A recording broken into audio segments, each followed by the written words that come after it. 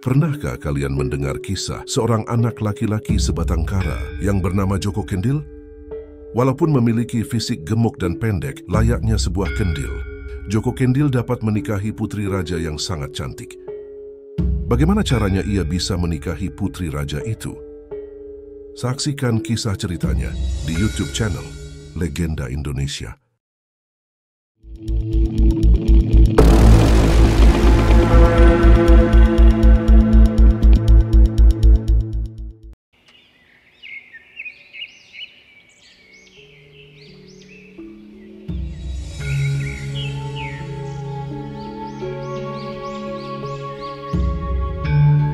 Joko adalah seorang anak laki-laki sebatang kara yang hidup berpindah-pindah.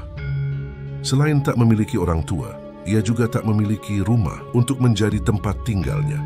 Kebutuhan makannya pun ia dapatkan dari belas kasihan orang-orang di sekitarnya. Tubuhnya yang gemuk dan pendek membuat orang yang melihatnya kerap kali menyamakannya dengan sebuah kendil, yaitu periuk kecil yang biasa digunakan untuk memasak dan menyimpan makanan yang terbuat dari tanah liat. Orang-orang pun akhirnya memberikan julukan anak itu Joko Kendil. Suatu hari, ketika Joko sedang berjalan menyusuri tepi sungai, tak sengaja ia bertemu perempuan tua yang tengah mencari kayu bakar di tepi hutan. Mau kemana kamu, nak? Anu, Mbok, jalan-jalan aja ngikutin sungai ini. Loh, memangnya di mana rumahmu? Aku nggak punya rumah, Mbok. Biasanya aku tidur di teras rumah orang kalau hari sudah malam. Perempuan tua tersebut merasa sangat iba kepada anak kecil yang bernasib malang itu.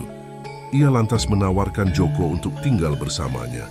Kasihan sekali kamu. Oh iya, siapa namamu? Namaku Joko, tapi orang-orang sering memanggilku Joko Kendil. Kata mereka badanku mirip kendil. Ada-ada saja orang itu. Si Mbok sendiri siapa namanya? Panggil saja aku Mbok Rondo, aku sama sepertimu. Aku sudah tak memiliki siapa-siapa lagi di sini. Kalau kamu mau, kamu tinggal saja di rumahku. Aku selalu merasa kesepian tinggal sendiri di rumah itu. Rupanya perempuan tua itu bernama Mbok Rondo. Ia hidup sebatang kara di gubuknya yang kecil. Tak heran jika ia juga menginginkan Joko untuk tinggal bersamanya. Joko yang mendengar tawaran itu merasa senang sekali. Tanpa pikir panjang, Joko pun menerimanya. Beneran, Mbok? Aku boleh tinggal sama Mbok? Boleh nak, daripada kamu lontang-lantung seperti itu. Hitung-hitung nemenin Mbok di rumah. Aku mau sekali. Terima kasih banyak ya, Mbok. Mbok Rondo pun akhirnya mengajak Joko untuk pulang ke rumahnya dan menyiapkan ranjang untuk tidur anak malang itu. Hari demi hari kini mereka lalui bersama. Semakin hari, Mbok Rondo terlihat begitu menyayangi Joko dan menganggapnya seperti anaknya sendiri. Sebagai rasa terima kasih karena sudah dianggap seperti anak oleh Mbok Rondo, Joko mengabdikan dirinya untuk membantu si Mbok melakukan pekerjaannya. Seperti membantu berkebun, mencari kayu bakar, membereskan rumah, dan beberapa pekerjaan lainnya. Tahun berganti tahun, kini Joko Kendil pun sudah menginjak usia dewasa. Akan tetapi, tubuh Joko tak jauh berbeda dengan saat ia bertemu dengan Mbok Rondo pertama kali. Tubuhnya tetap saja gemuk dan pendek, layaknya sebuah kendil. Suatu hari, ketika Joko dan si Mbok sedang makan di gubuk kecilnya, Joko tiba-tiba saja mengatakan hal yang tak pernah terpikirkan oleh si Mbok sebelumnya. Mbok, aku ingin sekali menikah dengan putri raja. Jangan mimpi, Joko. Mana mungkin raja mau menikahkan putrinya dengan orang miskin seperti kita? Tapi apa salahnya kita mencoba, Mbok? Aku ingin sekali punya istri yang cantik. Jangan bercanda, Joko. Kita pasti cuma akan dipermalukan di sana. Aku tidak bercanda, Mbok. Aku serius. Tolonglah aku, Mbok. Sekali ini saja aku meminta tolong. Mendengar keseriusan dan kegigihan Joko, Mbok Rondo pun akhirnya menerima keinginan Joko tersebut. Ya sudah, kalau memang itu kemauanmu, lusa kita pergi menemui sang raja.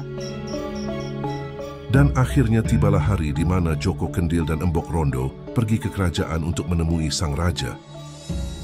Ketika berhadapan dengan sang raja, dengan gugup si Mbok menjelaskan maksud dan tujuan kedatangan mereka. Silahkan, Mbok, ada perlu apa datang ke sini? Terima kasih, Tuan. Kami sudah dipersilahkan masuk ke sini. Sebelumnya kami mohon maaf atas kelancangan kami ini. Maksud kedatangan kami ke sini untuk melamar putri Tuan. Anakku ingin sekali menikah dengan putri raja. Sekali lagi mohon maaf, Tuan. Luar biasa keberanian anakmu itu. Tak usah sungkan, siapapun berhak untuk melamar putriku.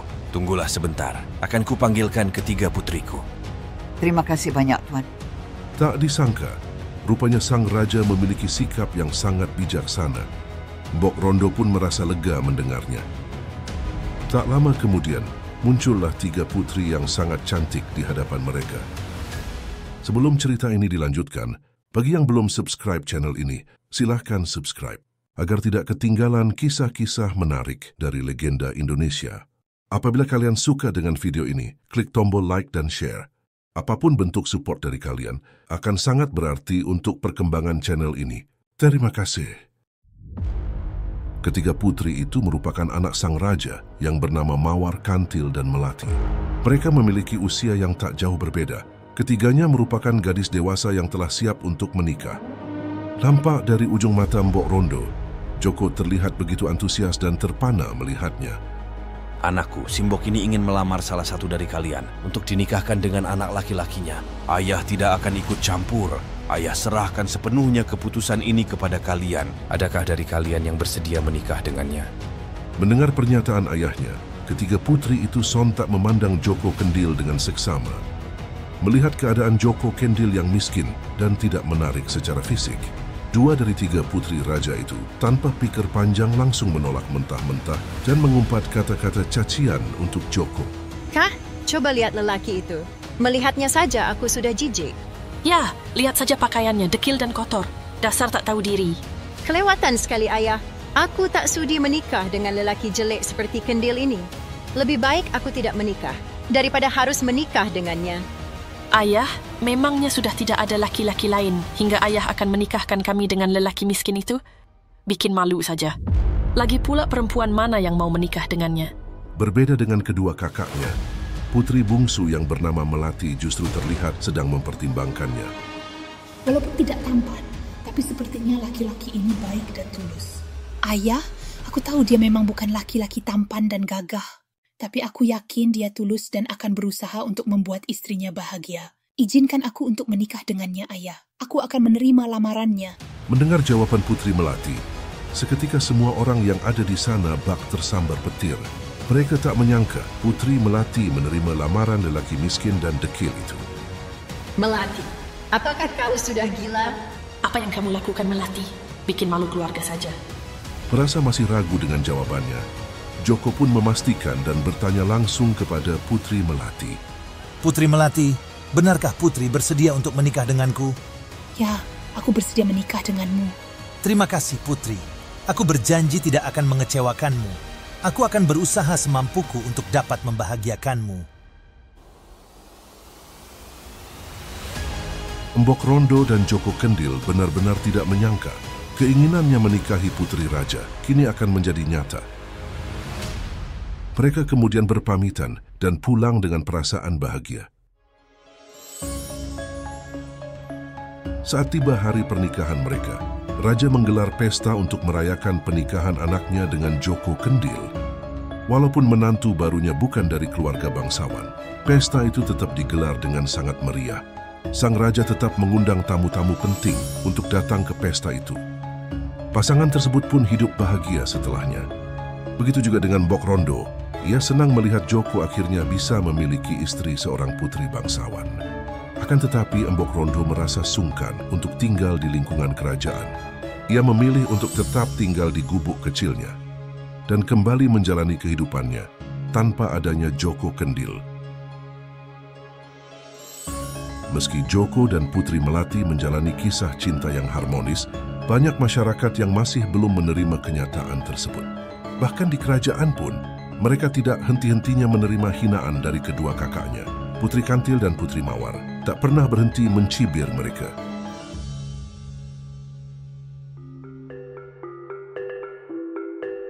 Suatu ketika, sang raja mengadakan sebuah pagelaran di halaman kerajaan. Acara tersebut diketahui adalah festival perlombaan memanah, sehingga banyak sekali pangeran dan ksatria yang datang untuk ikut berkompetisi. Putri Kantil dan Putri Mawar terpesona dengan penampilan para pangeran dan ksatria yang tengah berlomba. Sementara itu, Putri Melati hanya mengamati perlombaan tersebut dengan seksama tanpa kehadiran Joko Kendil. Ia juga tak tahu kemana perginya suaminya itu. Di tengah Putri Kantil dan Putri Mawar yang masih sibuk memperhatikan para pangeran di perlombaan tersebut, tiba-tiba hadir seorang pangeran menunggangi kuda besar dan mencuri perhatian banyak orang yang berada di sana. Perhatian kedua putri tersebut pun kini beralih kepada sosok pangeran gagah rupawan tersebut. Terlebih dengan kendaraan kuda yang dibawanya, membuat pria tersebut begitu berkarisma.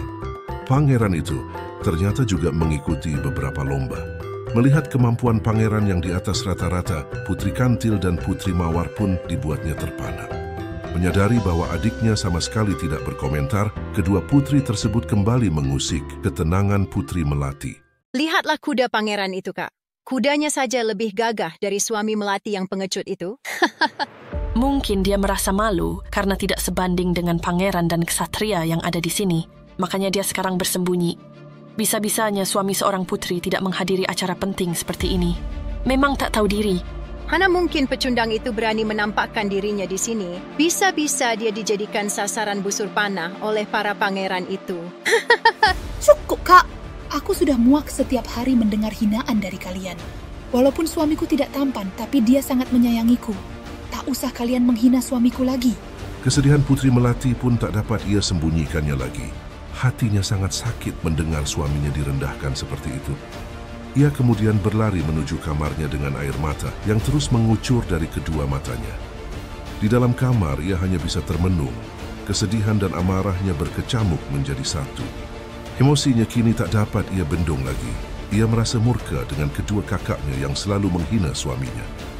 Matanya pun tertuju kepada sebuah kendil milik suaminya yang disimpan di dalam kamarnya. Tanpa berpikir panjang, Putri Melati lalu melemparkan kendil itu sampai pecah berhamburan. Tak lama setelah kendil itu pecah, seorang pangeran yang begitu mempesona dan menarik banyak perhatian di perlombaan tadi, tiba-tiba muncul di kamar Putri Melati. Tentu saja Putri kaget melihat kehadiran pria tersebut. Betapa lancangnya ia sudah masuk ke dalam kamarnya. Siapa kamu? Berani sekali kamu masuk ke sini. Jika suamiku tahu, dia pasti akan membunuhmu. Cepat keluar dari sini. Apakah kamu tidak mengenali suaraku, Tuan Putri? Putri Melati seketika terdiam. Suara pangeran itu persis seperti suara suaminya Joko Kendil. Tidak mungkin. Apakah kamu Joko Kendil suamiku? Terima kasih kau sudah menyelamatkanku. Aku adalah Joko Kendil suamimu. Joko Kendil pun mencoba menenangkan Putri Melati dan memberikan penjelasan kepadanya. Tapi bagaimana mungkin kau bisa memiliki penampilan yang sangat berbeda? Dulu aku dikutuk ibuku sendiri ketika aku lahir. Kutukan itu hanya akan hilang jika ada seorang wanita yang mau menerimaku dengan tulus. Dan tanpa diminta, wanita tersebut memecahkan kendil yang selalu aku bawa itu.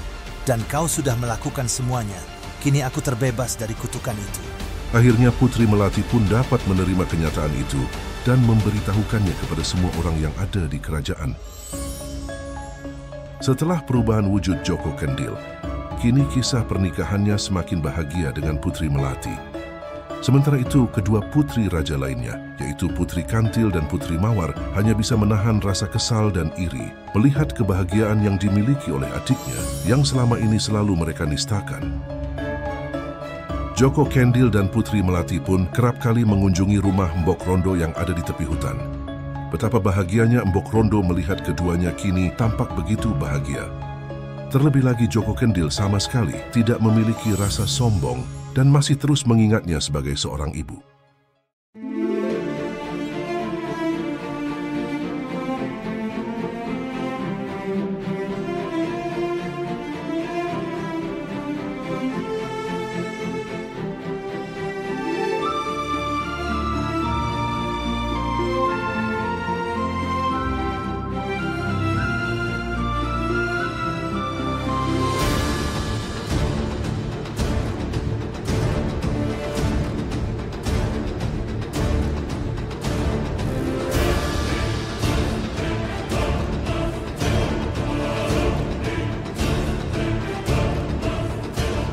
Terima kasih sudah mengunjungi dan menonton video dari channel Legenda Indonesia.